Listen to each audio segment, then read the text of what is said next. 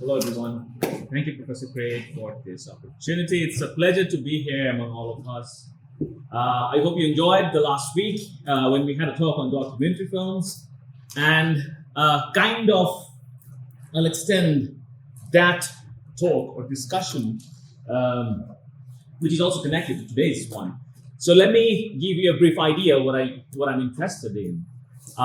My interest field, I would say, it transcends cinema, and rather it includes visual arts as a whole, which includes live art performance, theater, fine arts, photography, cinema certainly, documentary, nonfiction, and that's the broader spectrum. So gradually we'll narrow it down, and you'll get to know my interest areas and the way I seek scholarship in all these disciplines and how these are connected to one another. And that's how the journey goes. So you can see two images on screen. I'll soon share the QR code so that you all can write something on it. My question to you is pretty simple, not an academic question.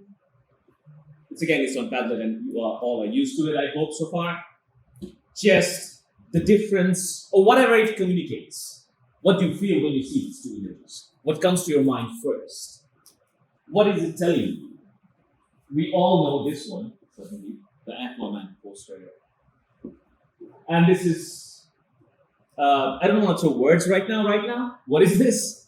But whatever it's communicating to you, one word, two words, a sentence, kind of a caption, kind of a subheading, whatever the image is. So here goes the QR code. Feel free to write. And it will set up the background, what we're talking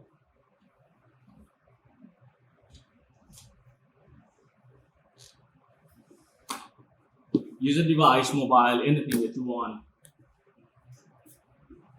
I'll get back to that Padlet screen once you confirm that you all are done scanning the QR.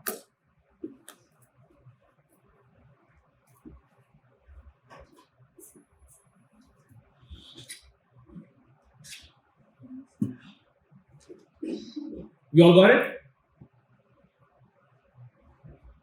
Is it working? Yep. Cool. Should I go back to Padlet? Or anyone still needs time? You can go back to Padlet?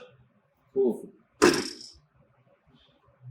So if you go to Padlet, you might see two more images at the top. You gotta scroll down to come to these images, right? And as you know, the way you can comment, you can click on this plus button. Then there will be something, a box will pop up. Let me show you a little demonstration. So I click the plus. Now we have this pop up. So in the subject line, the first box, I can write my name, for instance, Shams. And here I can write my comment, whatever I feel like. So write your name at the top. And here you can say, oh, I think this is blah, blah, blah. I don't write blah, blah, blah. I just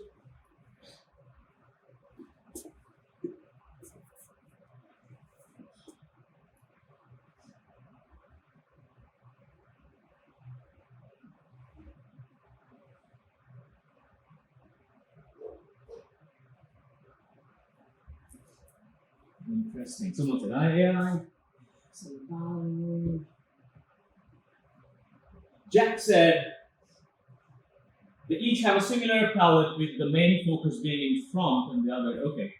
I think it's so interesting how symbolic icebergs are. It hints to the fact that life is all about perspective and how sometimes you can't always see the full reality of something. Very interesting. May I know the name of the person?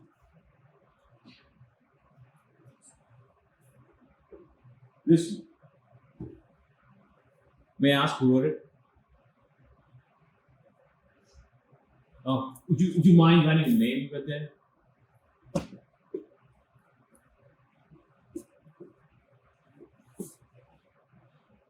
And feel free to drag stuff like this. Otherwise, everything goes like one upon each other. It's kind of like layered up. Wow, we have so many. Nice.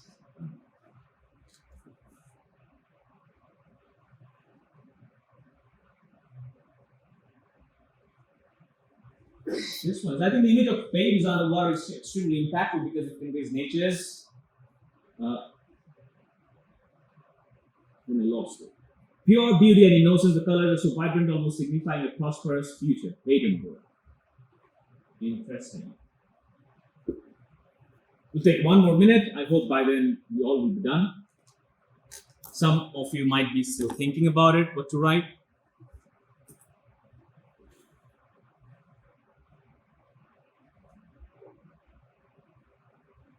Oh, very interesting. Sophia wrote that, let's see, the first image feels disturbing because of all the babies all at the bottom of the ocean. Even though the Aquaman 1 has a man in the water, it feels more normal because of how fantastical it looks.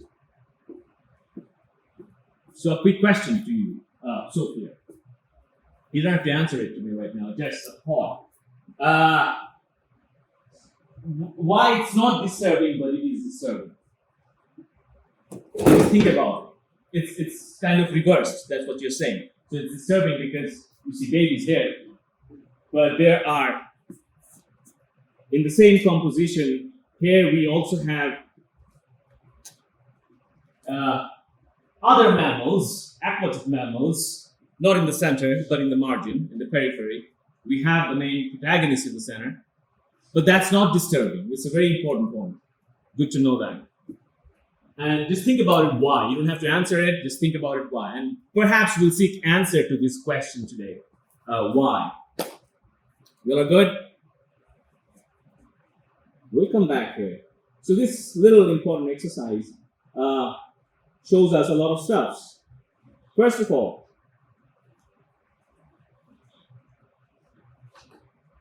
so my research interest goes in the discipline of Anthropocene. The word Anthropocene, how many of you are aware or know the word? Let me explain a little bit. So when human activities have an impact on climate or environment, that's called Anthropocene. Make sense? So definitely we're dealing with now human and non-human living beings and the relationship of human and non-human living entities. That includes, by non-human living entities, that includes animals, nature, right? And the relationship, the power dynamics, the center-margin relationship, the kind of symbiotic or coexisting relationship. And all these are part of this topic.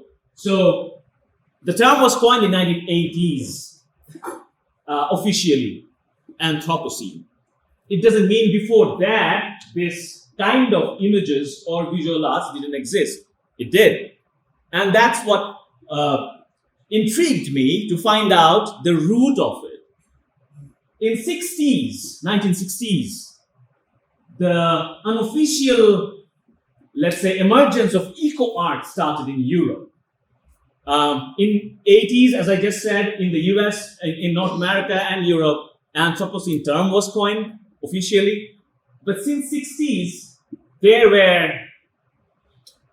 practices of eco art. So when we say eco art, certainly the name says it all. It means art that relates to ecology in various aspects. It could be climate crisis. It could be inquiring symbiosis. Symbiosis means harmonious coexistence without power dynamics. So when two different entities, the way we now seek symbiosis in race, in gender, same thing goes with human and non-human. Make sense what I'm saying? And that's what the trend started. Now, these are Western concepts. Let's get back to, before I get back to what happened before 60s then. Because certainly there were disaster-prone regions even before 60s. We can go to Bible even and see the Noah's flood. That was also a disaster incident. So any image story, in any form, in any visual storytelling form, or in literature, there are several references of disaster stories. You know what I'm saying? But those terms didn't exist back then. Eco art, landscape art, climate crisis. These are very recent trends that human beings started focusing on. And let's have a look at how these images look like. So we have seen in the first little task, as a warm-up task, we have seen two different images and we had our different reflections. And I'm interested in how we perceive an image, what it talks to us, and how we react. Some images are certainly entertaining. Some images evoke different kinds of emotions that makes you feel comfortable or uncomfortable for a reason, right? When you see horror, it evokes certain emotions. It may make you feel uncomfortable. When you see violence, it makes you feel uncomfortable in certain ways. So every image has certain effects, and I'm interested in those effects. And that effect changes depending on spaces as well, where you are perceiving that image. Here, it's a different effect. If you go to a theater, it's a different effect. If you go to an exhibition, art gallery, it's a different effect. Cinema theater, different effect. So based on spaces, if the way an image communicates is very different. In your laptop, it's a different effect. So I'm interested in how spectators perceive information, how it's communicating beyond the screen. We got it. Someone made something. It's there, right? Now, how it is communicating. So let's see two examples. It's a trilogy, kind of, same production, same directors made this trilogy. But we'll see trailers of only the first one and the third one. The first one, Anthropocene, the Human Epoch, and Watermark. And we'll try to look at the images.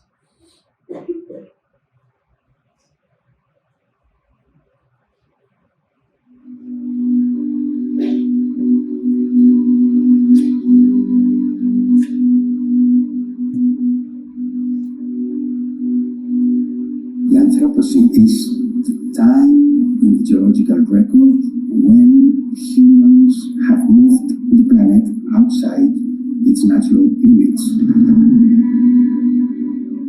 Humans go from being participants in the whole Earth to being a dominant feature, dominating the oceans, the landscape, agriculture, animals.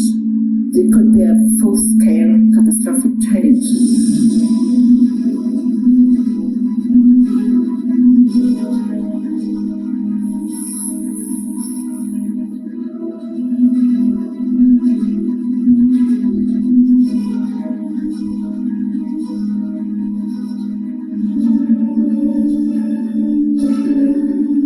We have lost our way to get back. We live now in a different world.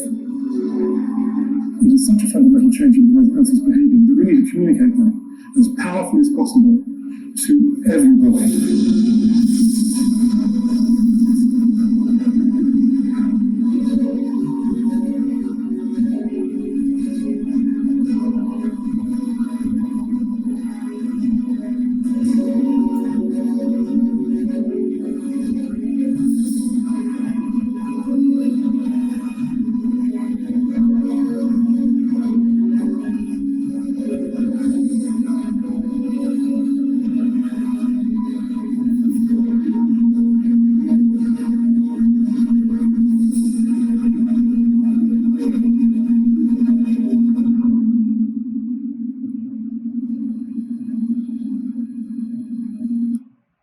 So we saw certain images that communicated with us with certain effects.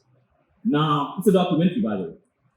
The same directors, Watermark, kind of similar genre. Bear with me with this ad. Cool.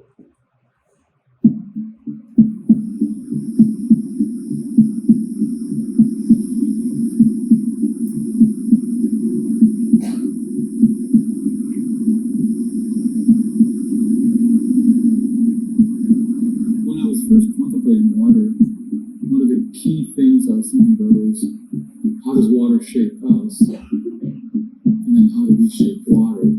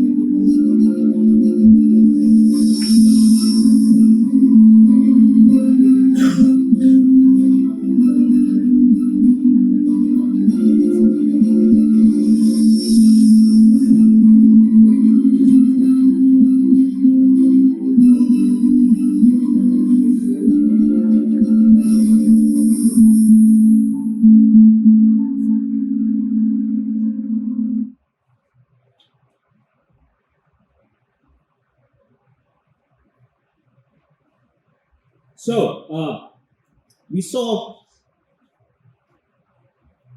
two different things, but they belong to the same genre, right? Anthropocene as a genre, if we talk about a genre, then there are many, I won't say Anthropocene as a genre, rather documentary is the prime genre, and then comes eco-disaster, disaster films, and so many subgenres, right? And if you see the trend of fiction and non-fiction, the way they address ecological crisis, you would see sometimes before the coining of Anthropocene as a prominent genre, you would see disaster films are also called action films, The Day After Tomorrow, right? Those kind of films, thriller, adventure. So all these genres used to dominate disaster films. But now disaster film is becoming kind of a separate genre. So by the time new genres are created, they evolve, certain old genres change. Let me give you a little introduction now. Why am I interested in Anthropocene or ecological art forms? My background and the place where I belong. That's Bangladesh. And a little short, same thematic content, but different images you'll see now. And then we can talk about it. What's the difference of these images on the same theme?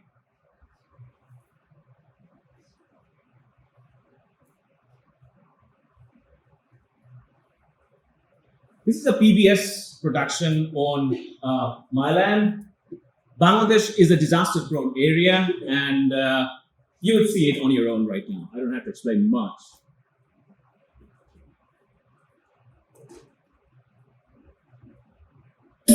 Bangladesh, hot, humid, and vibrant. Situated at the heart of one of the largest river deltas in the world, life here is profoundly shaped by water. Sea level rise in the south, glacial melt in the north, and a changing monsoon season make for a true water world. Bangladesh is also the most densely populated country on our planet. 163 million people, which is more than the entire population of Russia, live in an area the size of Illinois. These realities make Bangladesh exceptionally vulnerable to climate change. 4 million people have already been forced from their homes.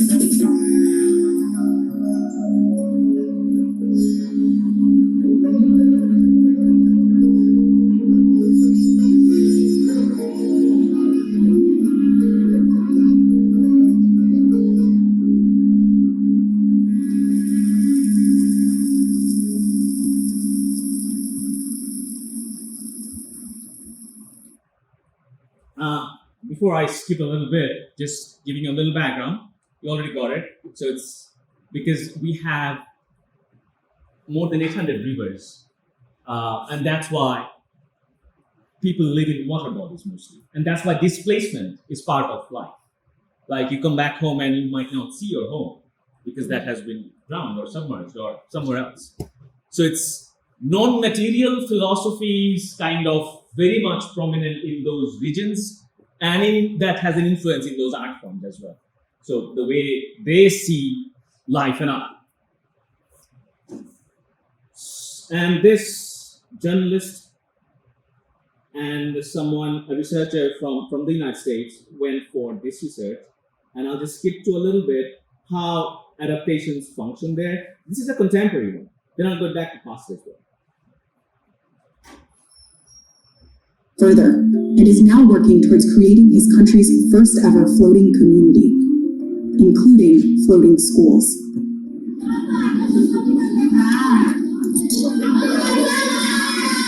Tahsin, how are you doing? Are you doing well? I'm doing great, thank you. How's everybody today? They're just used to being on the boat school. They've never seen anything beyond this in their life. So this is something that for them is rather normal. Yes. They've always been going to school on these boats. Yeah.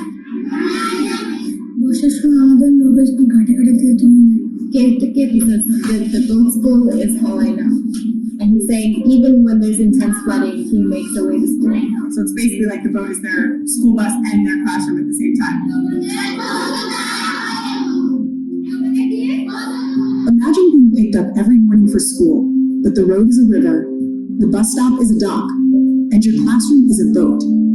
In the morning, you wait alongside the river, hop aboard when the boat arrives, have class, and then get dropped off again when school is over. It's fascinating, right? Another innovative feature of these boat schools are the solar panels on the roof, capturing. So now we have, let's say, this kind of fundings and all that. So there are solar panels and all that. That's kind of giving opportunities for the locals to have a better life or education. The reason I showed it, it's not a tragedy back there. The way we see tragedy in climate crisis images in the West. It's kind of like a lived experience and a normal life. Another image through another dot. That will give you a complete idea. This is in 2020. So every year the country is hit by either cyclone, floods, and various names of it, like Sidor, tsunami. This was named Amphan. Amphan is one kind of a cyclone. You just see a few minutes. And one character displacement story.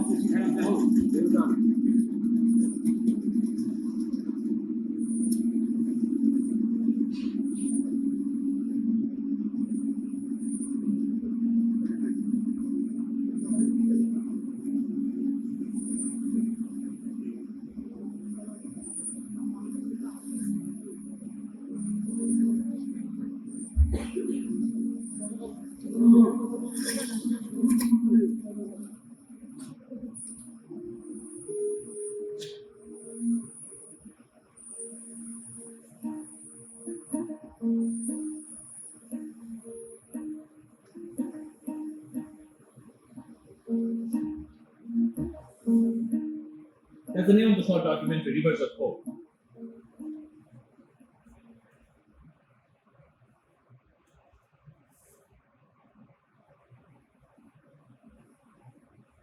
Bangladesh, a land of rivers,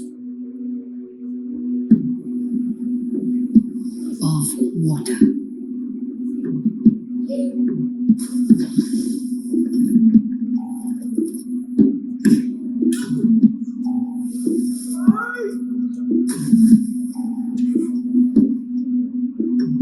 More than 50 international rivers flow through this country before they drain out into the Bay of Bengal. Millions of people here space between water and depend on it for their survival.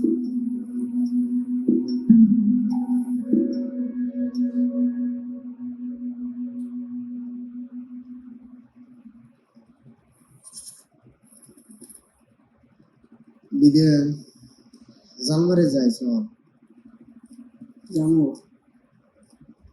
মাছ মারি এসে চলো And fishing is one of the prime, let's say, occupations that people live on.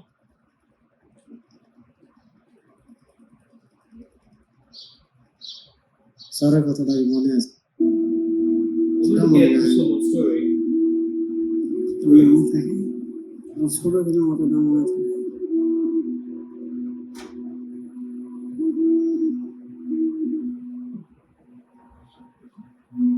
আমার জীবনে আমরা 14 বার করে করছি আবার এইখানে So he's saying, it's very interesting. My house has been, we have moved 14 times because of natural calamities and disasters. And this documentary casts various characters where they shared their personal experience since when someone started moving since the age of 6, someone from the age of 12, and how many times they have moved in their own life, and what kind of problems it caused. But it kind of, they became used to it. When someone has moved 14 times, then I don't think that's a tragedy. Rather, they're quite used to it. So it's a very different perspective. The way climate change is portrayed when we see those images in the West and back then.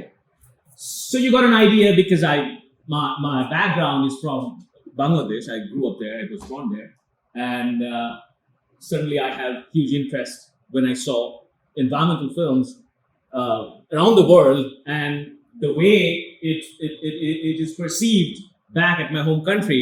So it's very different, unique. I'm not saying the kind of images we have seen earlier.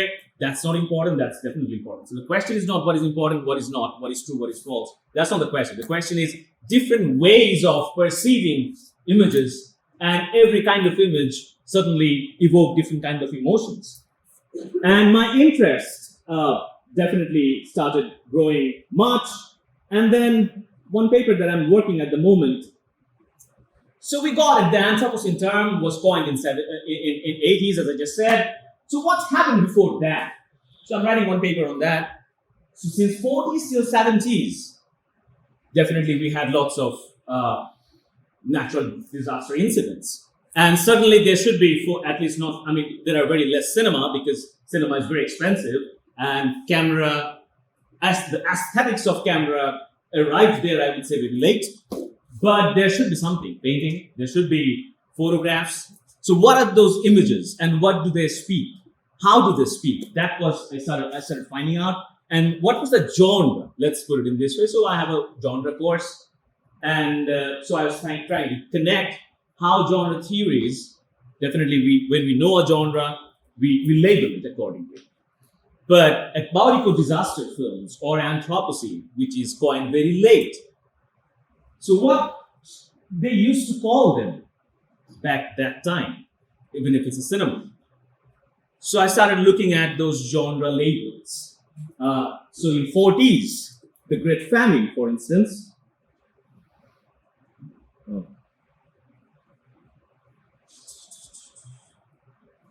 This is 1943. The British colonization period before the birth of the country. The country was born in 1971. It was East Pakistan back then. And this is called the Great Famine, when there was extreme agricultural food crisis, that is called famine. This is 1970s image, a photograph of a cyclone that, I mean, in both the cases, the number of death is more than 3 million.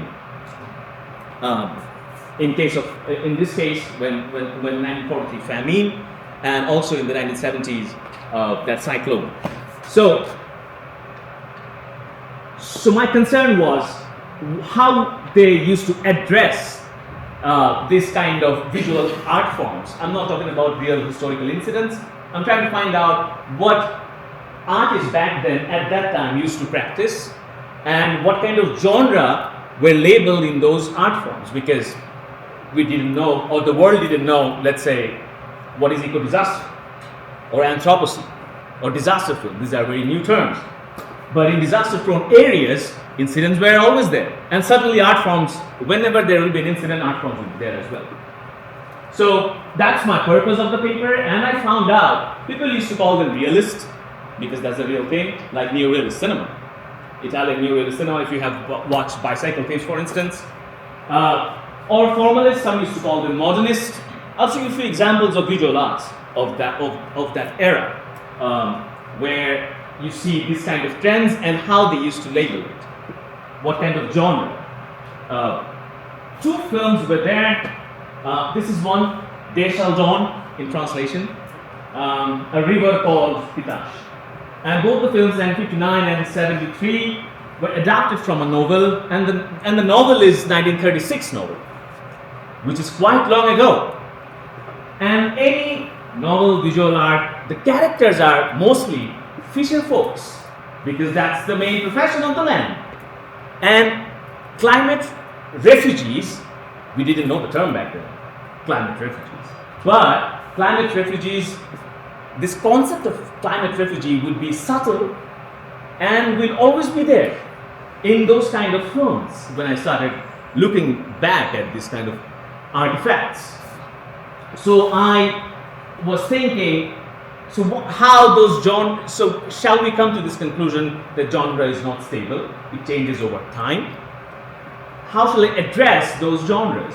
And now the same images, so I'm doing a comparative analysis as well, so the generic identifications of that era, which were not considered as eco-disaster or eco-art concepts, the same features in contemporary period. If we see artifacts from 2020, 2024, now they are addressed as climate crisis images. Now CNN, BBC will address them as top 10 climate crisis images, or Anthropocene images, or visual arts, or films, or eco-disaster films. But the generic identification, the features that makes a film horror, that makes a film eco-disaster film, those interconnections are the same. But the label has changed. That was very intriguing to me.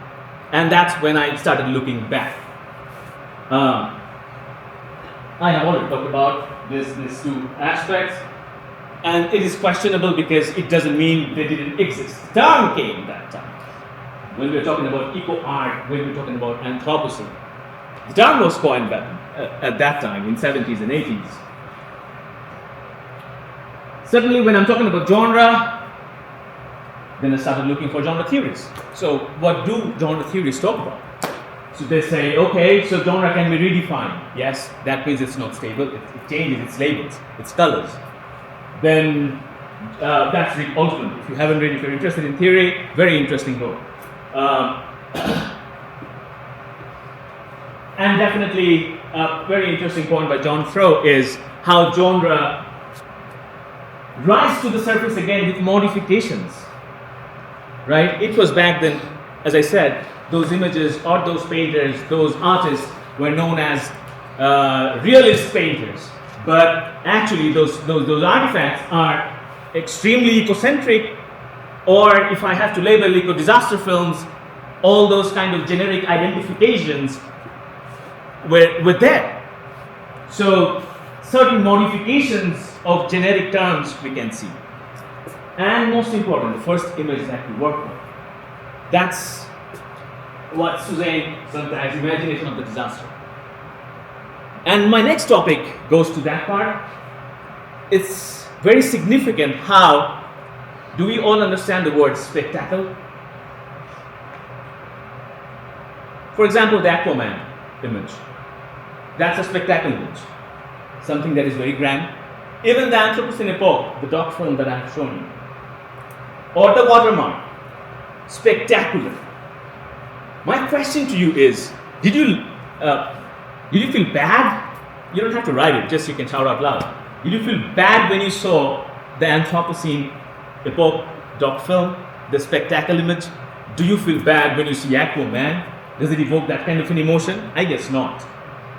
When you saw Watermark, the documentary, did it evoke any kind of call for action button from your end that you gotta react right now and change your life from tomorrow? Did you feel anything like that or not? Ask yourself, you don't have to answer me. Make sense what I'm saying? So an image, as I said, can be entertaining with the same message of eco-disaster. Can work as a call for action button. I gotta act right now. And both are based on same themes. But it requires certain actions from your end. So what are those kind of images? And when I was thinking about it, I'm not the only one thinking about it, then I saw, oh, people already wrote a lot of books on it. So they started talking about, oh, this is what fantasy does, or spectacle does, or disaster films, for instance, exploit their spectacle. Many previous already said it. They neutralize the effect. Rather than making the audience feel bad about it, the effect is neutralized. On the contrary, when you saw the images from a lived experience point of view,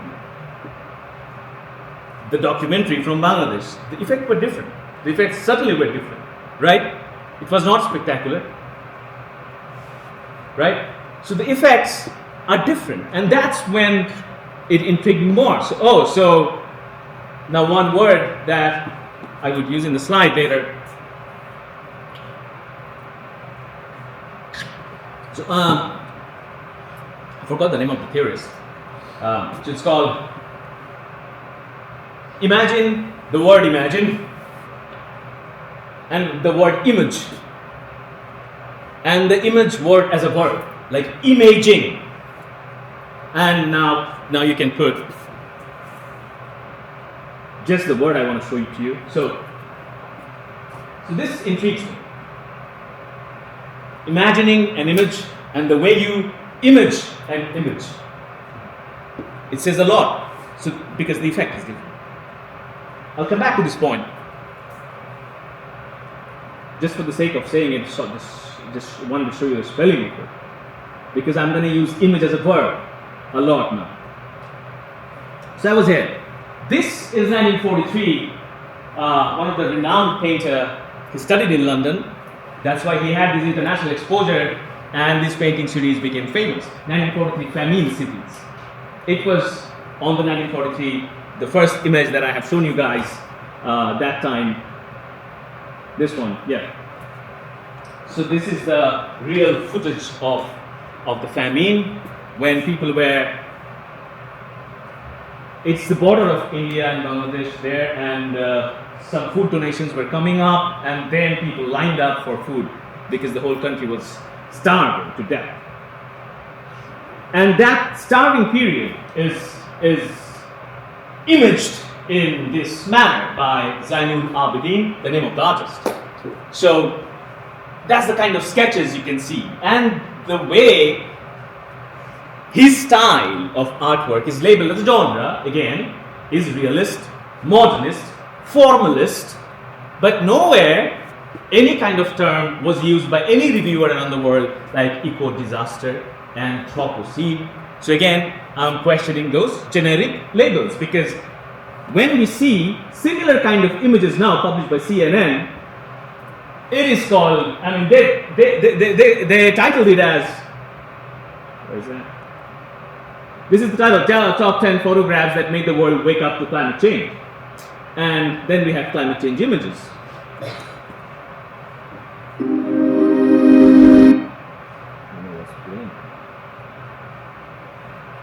And that's also starving to death images. And these are published in 2023. But the photographs were taken from various periods. I'll come back to this point, but let's. So I was here. So the family pictures in 1943, which were not called eco-art that time. Films made during that period. As I said, 1936 novel, and the film was made in 59. That was 56 novel. The film was made in 73. Both these films, characters, setting, locations are the same that you saw in the documentary at the present time.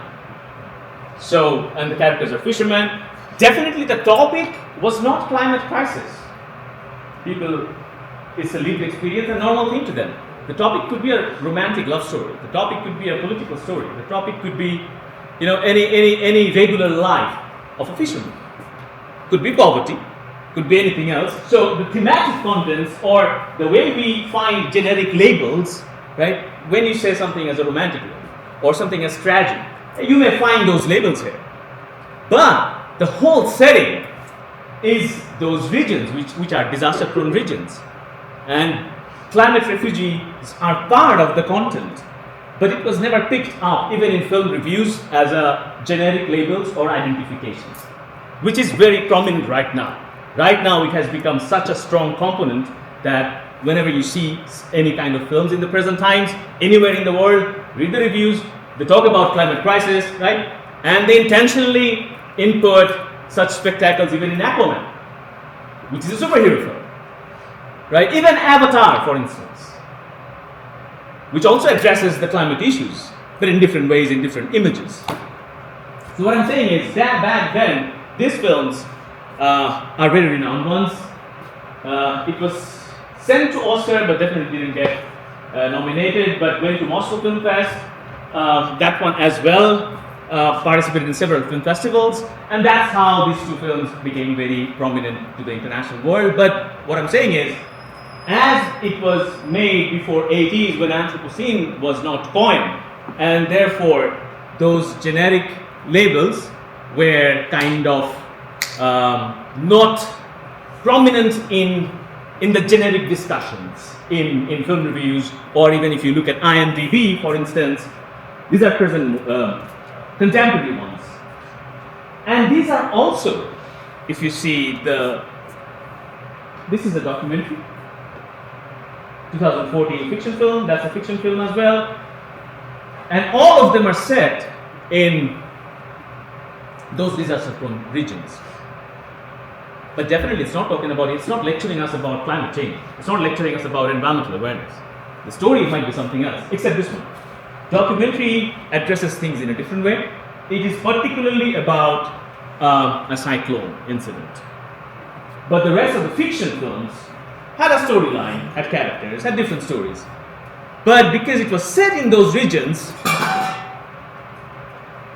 the labels, so let's say this is I picked up from IMDb, whatever the film reviews are there, I'm also counting them as my data to prove my point that, so you see drama, mostly the genres were drama, which is a very different genre. In the West, on the contrary, similar kind of films you would see as at first it was sci-fi, where you see climate issues. Now there is a term also called cli-fi, if you know. I have it written there, CLI, climate, and fi. You can also Google that and get it, yeah. If you Google cli-fi films, it will give you a list of 10 films. So this is a new genre. So genres evolve. That's very interesting. I didn't know about cli-fi. There are sci-fi things. Even WALL-E, we can say, there are human beings or human as a species at the almost in the edge of extinction. There are several films like that which are sci-fi. But now they started calling them, so we got to differentiate because sci-fi is so broad. So we're going to narrow it down. You're terming it as cli-fi. Let's call it cli-fi. It's very interesting. I just got to know it yesterday. Oh, there are cli-fi films. Because I was trying to look, what are the other films on this genre? So it brings back to the discussion, images. The way, these are real images of contemporary images. A photographer named Rubal Rashid filmed these 2 photographs recently, and award-winning photographs. What I'm saying is, my interest in images, you can see the difference between spectacle versus certain images that has a call for action button. And there is a difference in imaging climate change. So I'm looking for these questions, what's the difference between these 2 images? And that led me to this book by Julie Doyle, and where Julie Doyle already said it, that we have just discussed in the first pathway, image as well. these images may give you a distant feeling. It's not happening to you. It's not a lived experience feeling. It's a distant action happening. The way we saw, let's say, the first two trailers, if you remember, Watermark and the Anthropocene epoch. You don't see it when you wake up at your home or in your surrounding, right? It gives you a distant feeling. So my question, aligned with Joel, is how can visual arts then offer different ways of looking at things? How we can image climate change, image as a verb, I'm using it now, that activates different senses and experiences so that there is a call for action button. So what kind of, what are the features of those images? That's what I'm looking at. So even if they exist or not, I don't know, but it's just a question that came to my mind, then I started looking. And when we talk about image, we got to talk about everything, because everything is an image. It could be a theater, it could be a cinema, so one after the other. And that led me to my next phase. So when I was looking for images, okay, which it reminded me of the same like 1943 famine images. It's just the difference is we have different animals there. There was crow there.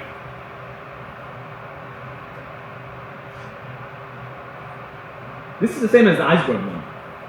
The iceberg one as in this one. So when you feel where the image definitely has it talks about the impact of human activities on climate, but does it involve you or not? That's the question that you can think and ask yourself. And tomorrow you will be filmmakers or content creators. You will be making content. So how you image nature or climate or environment, right? That's a concern. So you got to think about it, how you want to image it. This is also in the CNN's the top 10 site. These people suddenly lost their land within a day, and this became waterborne. So they are standing up there. It's back in my country in 2005, I guess. Yeah.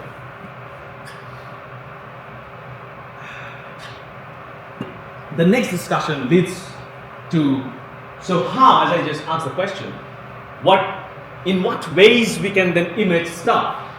And I was looking for it. It again kind of kicked me to 1960s. And this is the performance. Have you guys been to MoMA? It's a wonderful, one of my favorite performances. We don't have the performances recorded. I look for it a lot. But in MoMA, it is like this. So you can practice it at home even. Like a theater, right? You read the theater and we stage it. This live art performance by Lamont Young, 1960, that I found. It's a very different way of talking about ecology as a life and decentering human being, kind of questioning that humans are not the only existence and master of the world to dominate. There are other lives that deserve to be equally treated as human beings. And let's see what this performance is. Let me read it out loud. So what Young did, this is a composition series. If you guys know Young, pioneering musician, you can Google and listen to the music. And people came to listen to this music composition. And it was labeled like the names of those compositions were composition 1960, 1, 2, 3, 4, 5, 6, 7, that's how it went on. And even if you Google in Jester or in iLibrary, you can get all the composition data, contents, articles, where descriptions of all compositions you can easily get. This is composition number 5. So what's happening here? So audience came, and Young brought a jar of butterflies, turn a butterfly loose in the performance area. When the composition is over, be sure to allow the butterfly to fly away outside. So keep the doors, windows and doors open. The performance or the composition will not end until the butterflies are gone. And when they're gone, the performance is finished. Now that's what is there as a performance description. Now how can we analyze it? Something happened and someone wrote about it. Someone from the from the audience who came there definitely and wanted to enjoy the composition. This is a musician, famous musician. Diane objected to calling this piece music. Where is the composition? I paid for it. I couldn't hear anything. You just brought some butterflies and turned them, and they went out, and then now you're saying the composition is over. So I came here to listen to something. And then Young responded. I said that this was the usual attitude of human beings, that everything in the world should exist for them. I disagree. I said it didn't seem to me at all necessary that anyone or anything should have to hear sounds. And that is enough that they exist for themselves. By which he meant kind of questions our perception. Now again, it takes us back to the first Padlet slide. Any activity that we perceive, as humans, we have limitations. If you have pets, can you feel that they can see and hear differently than us? Dogs can hear artwork sounds, right? Cats can look at a laser in a different way that you might not, and can stare at a laser for the whole day, right? So the perception, human eyes, can you see the air? No, right? You cannot see everything. You cannot see atoms without microscopic elements and tools. So our eyes have limitations, our senses have limitations. So how artists are surpassing those senses? Definitely there must be ways. There must be other way of looking at things. How visual arts, cinema are portraying images that might give you a tactile feeling. Now tactile is a genre, if you know. There are many films which attempt kind of a tactile emotion that you feel like you're touching it, but you're actually seeing it. So with one sense, your other senses are kind of connected, and that's why in horror it's trembling. Why it's trembling? You're just watching it. You know that it's on screen, but definitely one sense can connect to other senses and can evoke certain emotions.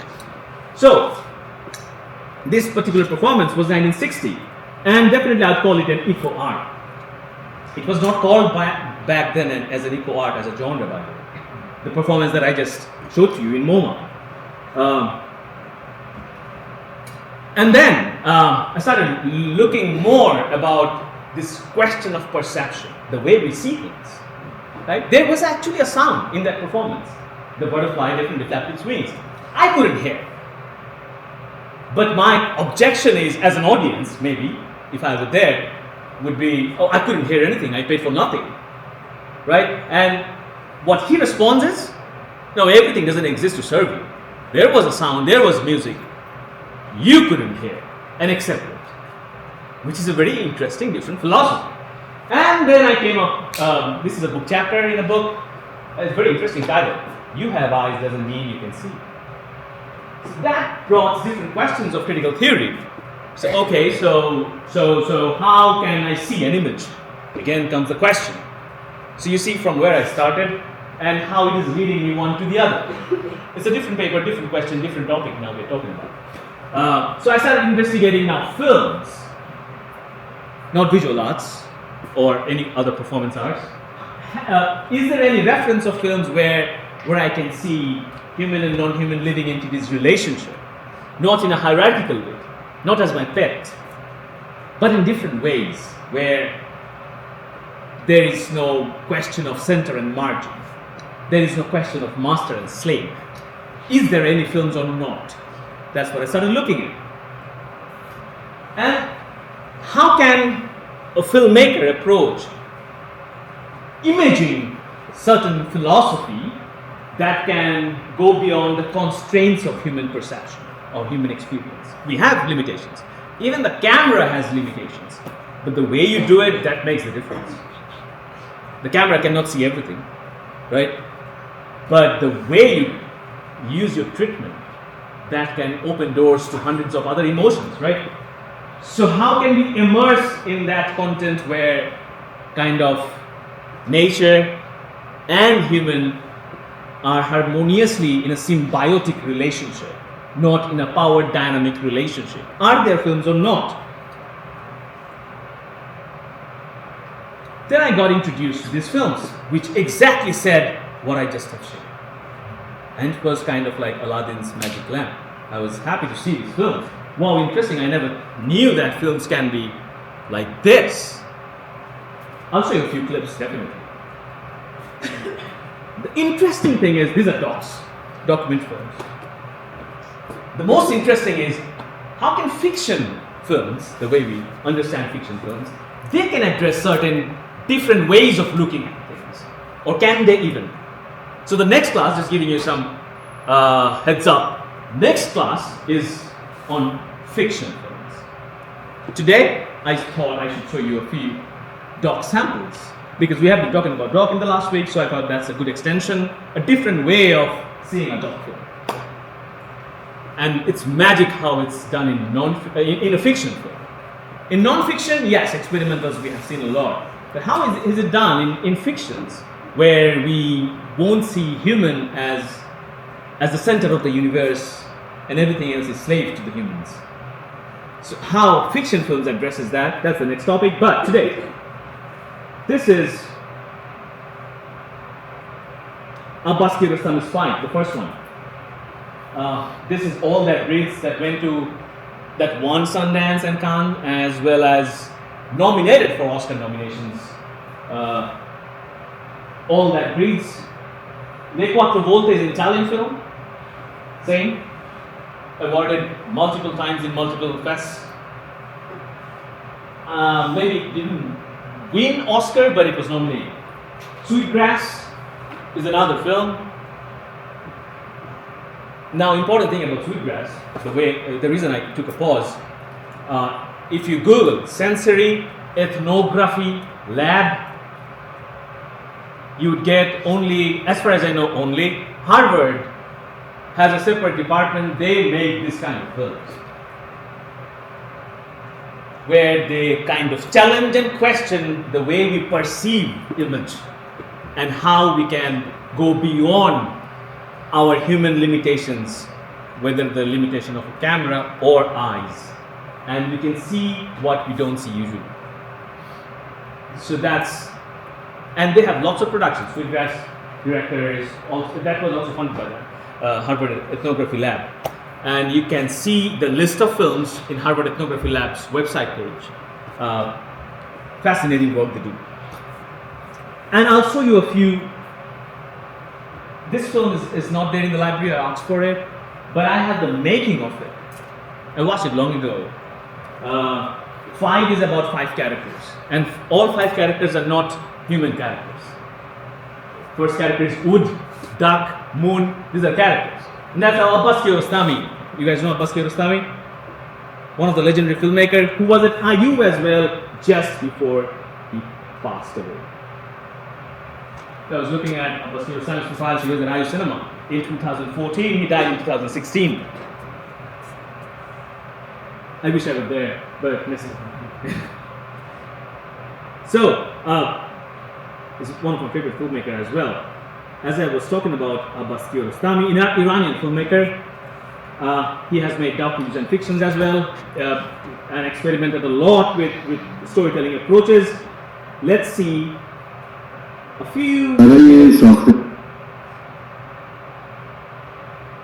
So he's now talking about. You might find it very insane from a philosophical and his filmmaking perspective, because his kind of experimenting with filmmaking approach. And we'll watch it just a few minutes. This is Wood as a character, and it's not the film, by the way. It's the making of the film, behind the scenes, so you can see they're making it. فیلم چوب فیلم اول 2 راه میتونه ما رو به نتیجه برسونه. راه اول راه منطقی، راه سینماست، راه صنعت و سود بردن از تجارب و تخصص دیگران. این شیوه کار به ما میگه که برای شکستن به موقع و جدا شدن چوب از هم باید طراحی کرد با کمی مواد منفجره، با یک ریموت کنترل از راه دور، میتونه در لحظه مناسب. So the question is, Just giving you some little background of it. He's waiting there, the wood is a character, and waiting for the conflict moment. It's like we have a 3-act structure. We have an introduction, a conflict, and a climax. The conflict is this wood piece will be broken into 2 pieces. And the climax is one wood would leave the other. Okay? And now the interesting thing is, he's saying we can do it in various ways. We can blast it with a remote control and a bomb and explosive, right? In various ways we can do it. But let's wait. Let nature do it. And that's how they have waited a long time. And kind of they came across certain waves stronger than usual waves at certain points that come. And that has a pattern. There's a pattern in certain moments of wave hits. And they were waiting for those wave hits, and that actually did that. It's in YouTube, you can just watch it later also. And the woods were separated, and one left the other. And it's talking about it. So let's wait and let nature do it, rather than I control and make this conflict happen. The reason of showing it is not about the story, but about this approach and philosophy of looking at things, because we are now talking about how to look at images and how images communicate to us.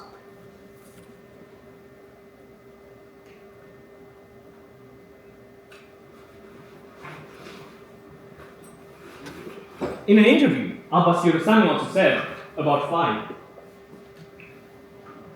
If I was going to invent another title for this film, it would be Watch Again, Look Well, or simply Look.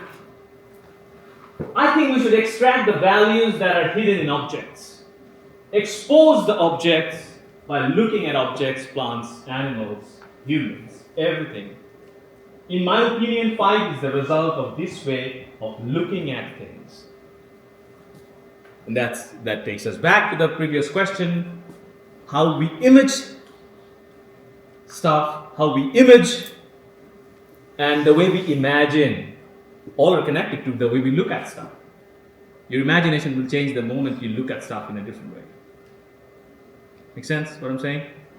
That's a fiction examples. All the Taste of Salt, a very innovative way of portraying. It's a fiction story that we'll talk about in the next class. Just giving you some idea how these films encourage viewers to recognize nature not as a background, but as an active participant, as an active character in the films. This is Scent of Green Papaya, that was also nominated for Oscar and won Cannes and Sundance. It's a Vietnamese film, but filmed in France. All Dark Road's Taste of Salt is a recent film. I watched in Heartland last year. An NYU graduate made it. A young graduate like all of you. It's a beautiful film and also approached fiction stories in very different ways. Questions, guys? That's all for today. All right, thank you. Thank you. Next class, we'll see some fictions. See you all on Wednesday.